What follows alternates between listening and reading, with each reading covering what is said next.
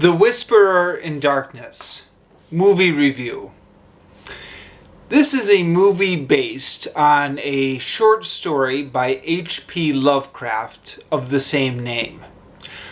I've not read that short story. In fact, I've not read anything by H.P. Lovecraft. He's one of those authors I've been meaning to check out someday, but never got around to it.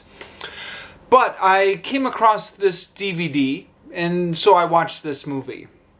Now, the first thing to note is that this is not produced by a major Hollywood studio, but is instead the passion project of H.P. Lovecraft Historical Society. As you would expect, the film has no recognizable actors and a small budget. That being said, it's not as bad as you would think.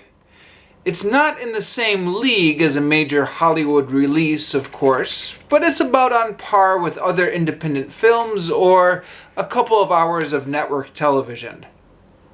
The key is to just go in with low expectations. Imagine you're just watching an old episode of The Outer Limits, for example. Just like an old episode of The Outer Limits, the acting and production values might not be great, but there's an old-fashioned spooky story that you can get drawn into if you let yourself go with it.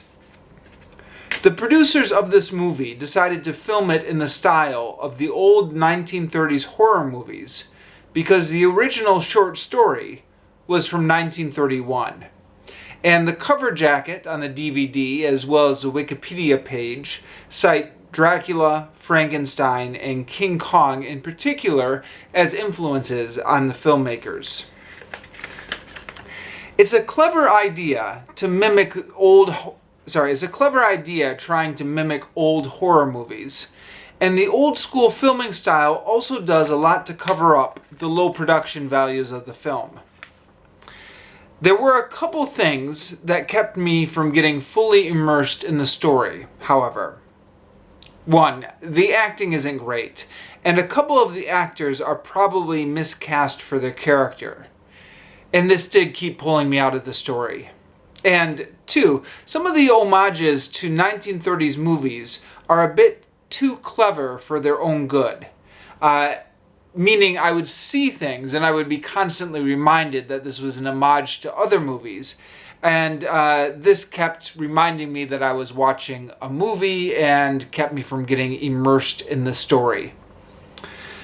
The story itself, as I mentioned before, is one of H.P. Lovecraft's short stories that's been stretched out to a whole movie.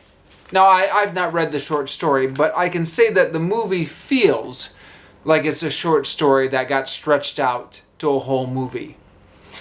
But then again, with the Outer Limits analogy, if you watch this, just tell yourself it's an episode of The Outer Limits that happens to go on for a few beats too long, and you'll be okay.